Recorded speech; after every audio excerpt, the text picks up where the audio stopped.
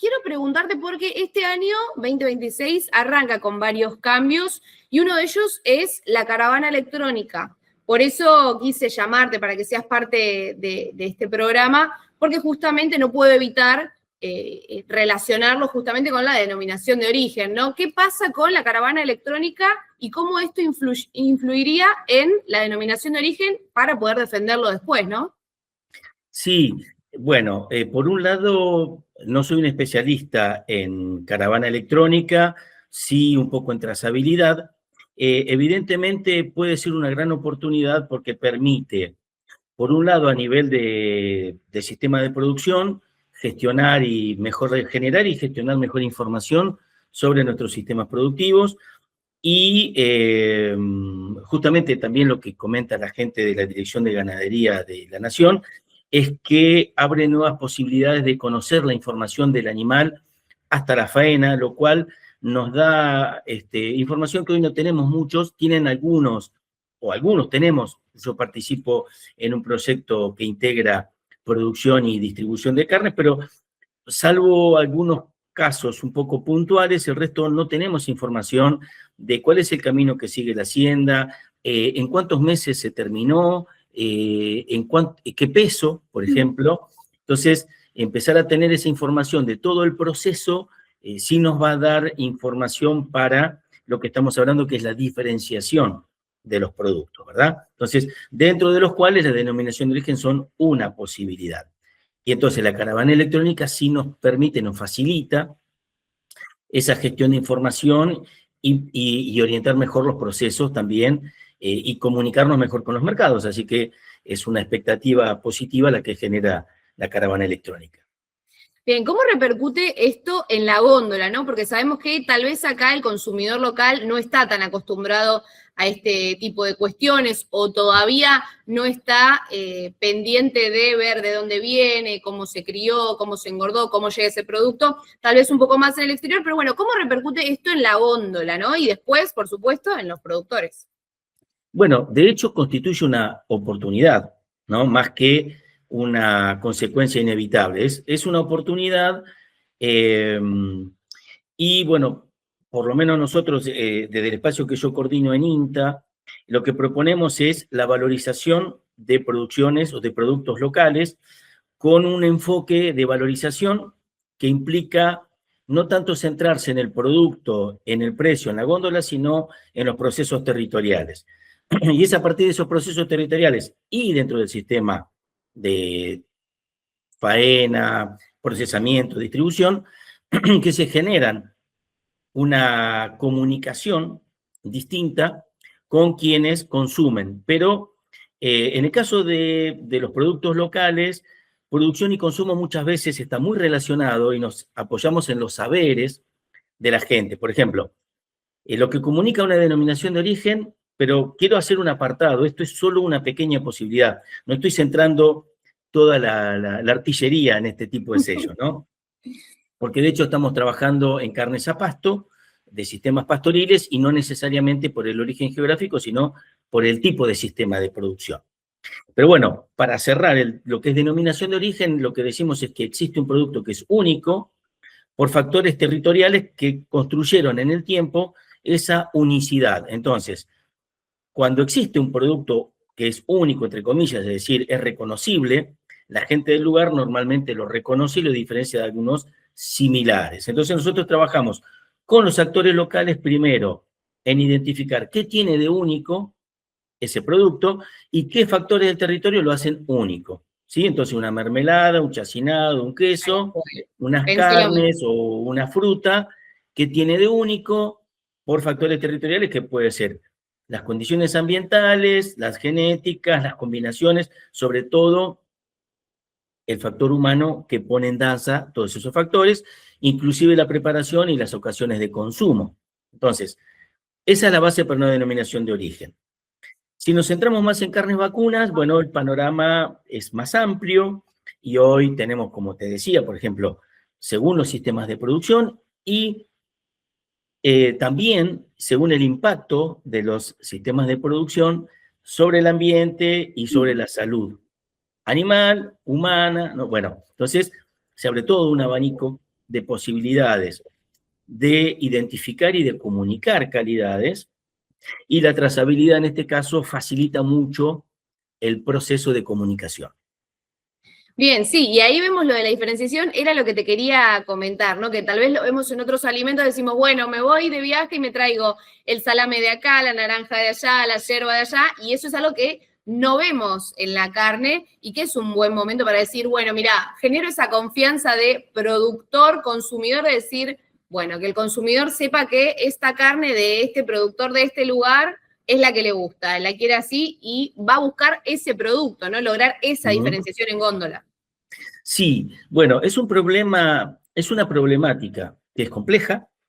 La región pampeana pasó de producir carnes de sistemas pastoriles puros a que predominen los sistemas con suplementación energética y a veces alta y confinamiento también. Entonces, esa transformación se debió a un montón de factores que hay que entender, y todo el sistema, todo lo que se llama cadena, se estructuró en torno a las nuevas condiciones. Entonces, lo que nosotros trabajamos es potenciar los sistemas pastoriles puros, por las razones que antes comentaba, en el contexto que nos toca hoy, ¿no es cierto?, que son distintos a los de previos a los 90.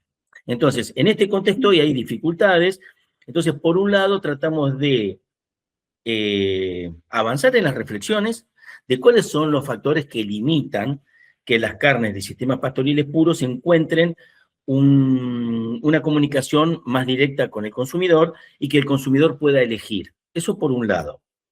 Y por el otro, tratamos de avanzar en proyectos que hagan posible esto. ¿Son complejos? Sí. Si no, ya estaría hecho. Si no fuera difícil, ya estaría hecho. Pero bueno, hay oportunidades, tanto en los mercados externos como en el mercado interno, que trabajando en forma más coordinada y aunando esfuerzos, pensamos que pueden aportar un granito de arena a que esta realidad vaya evolucionando. Bien, Marcelo, quiero preguntarte, te saco un poco de ahí, creo que esto en realidad me surge ahora la duda, hablando un poco en la conversación.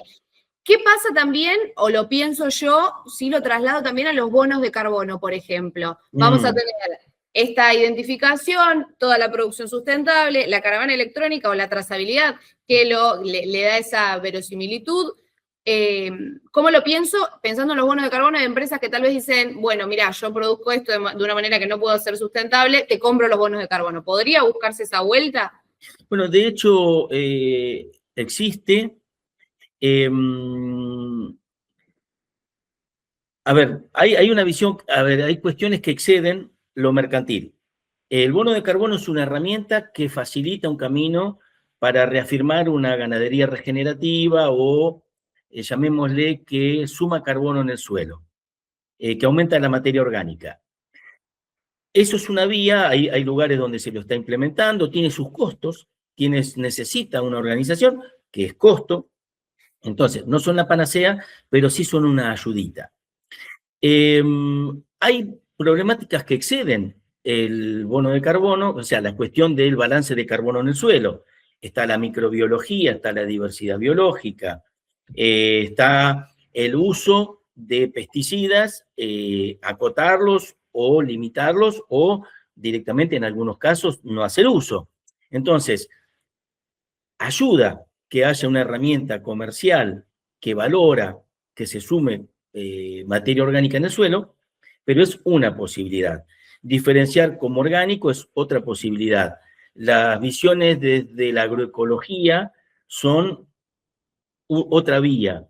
El concepto de regenerativo, que también son conceptos que están en construcción, que son debatibles, que son debatidos, que hay que debatir, que desde las herramientas de las instituciones de investigación y desarrollo o desde las instancias de investigación también hay que aportar o integrar conocimientos, porque ya hay mucho conocimiento, por ejemplo, en los últimos años con la metagenómica se ha mejorado mucho la capacidad de entender la dinámica de las poblaciones microbianas. Bueno, todas esas herramientas, ir incorporándolas en la visión de procesos de producción primaria, transformación, transporte y consumo, que muchas veces la elaboración, transporte y consumo tiene que ver con preservar una diversidad microbiana, por ejemplo. Entonces, todas estas cuestiones están detrás de la dinámica de los territorios, de la dinámica de la población, de la relación con los mercados. Y algo que nosotros tratamos de poner énfasis cuando pensamos en el concepto de valorización es que los aspectos económicos son importantes, pero existen otros.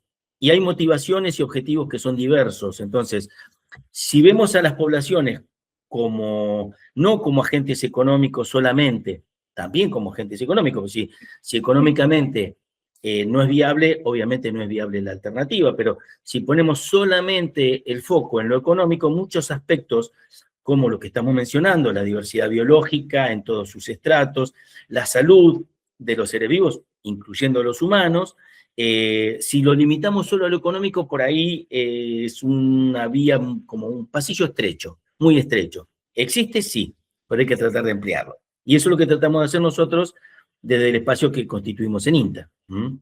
Bien, sí, y además que, volviendo a lo del pasillo estrecho, creo que es un pasillo que en algún momento llega a su fin, porque estamos viendo a lo largo del tiempo que todas las producciones van tendiendo más hacia la sustentabilidad, a ser más conscientes de lo que uno consume. Entonces, si bien no creo que sea algo inmediato, en algún momento eso será demasiado estrecho.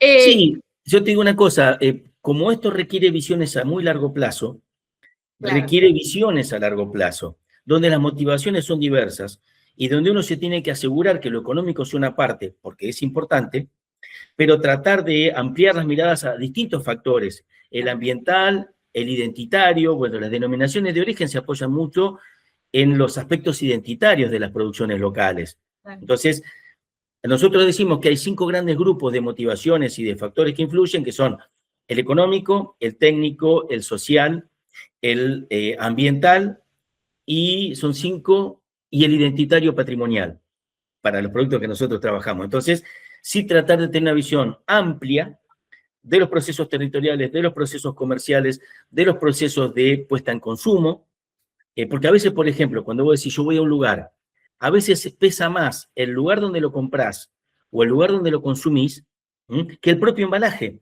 Entonces, por eso las estrategias tienen que ser más amplias y diversas, porque muchas veces son complementarias y los sellos, para introducir esto de la trazabilidad y los sellos, pueden ser complementarios de estrategias más amplias, ¿sí?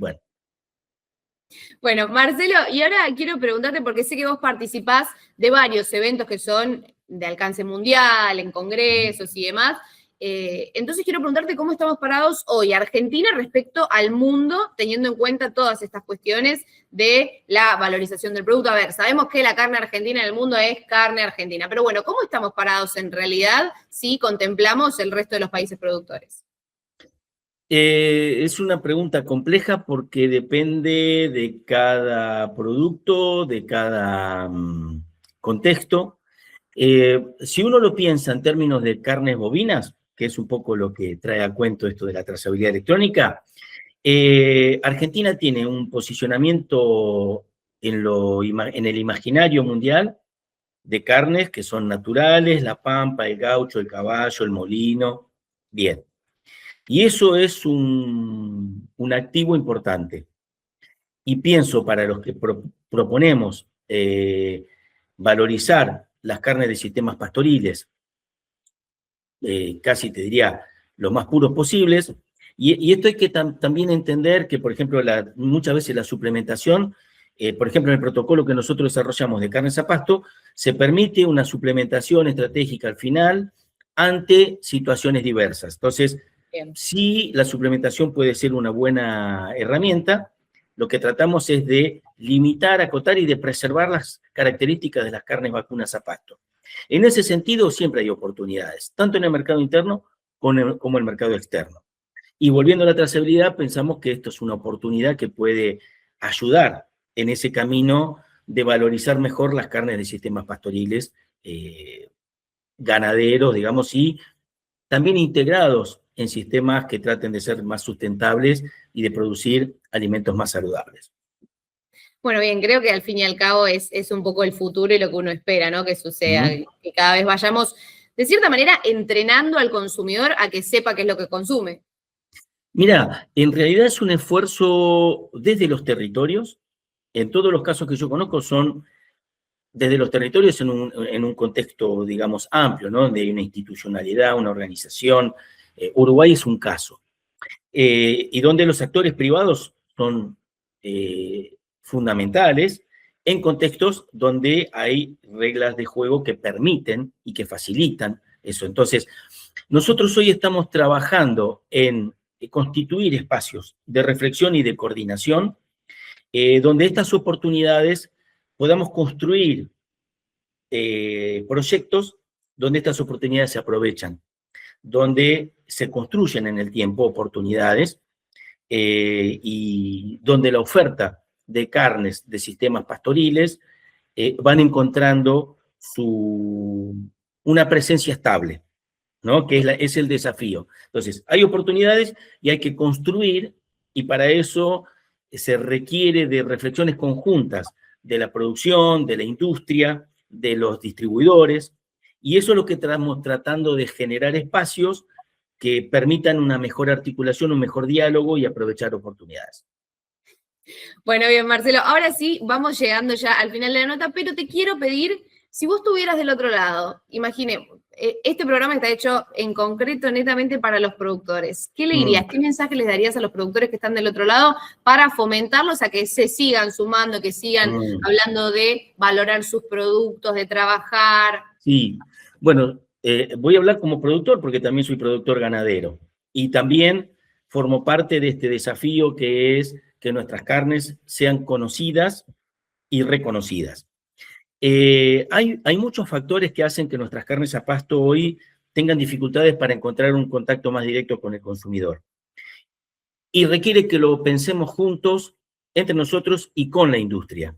Entonces, mi mensaje es, tenemos que trabajar para que haya espacios en los que, en este caso, las carnes vacunas a pasto, encuentren, se identifiquen los desafíos, dónde están los desafíos, desde la producción, desde la selección, desde la cría de un ternero, desde el engorde, la edad a la que está terminado, lo parejos que sean nuestros lotes, y luego, y bien terminados, y luego cómo podemos aprovechar con la industria y con los distribuidores oportunidades o construir propuestas, como estamos haciendo muy modestamente desde nuestro proyecto, pero yo creo que la vía es esa, es participar y construir espacios donde se identifiquen más qué problemas encuentra la industria, qué problemas encuentra el distribuidor y solucionarlos juntos y coordinar mejor.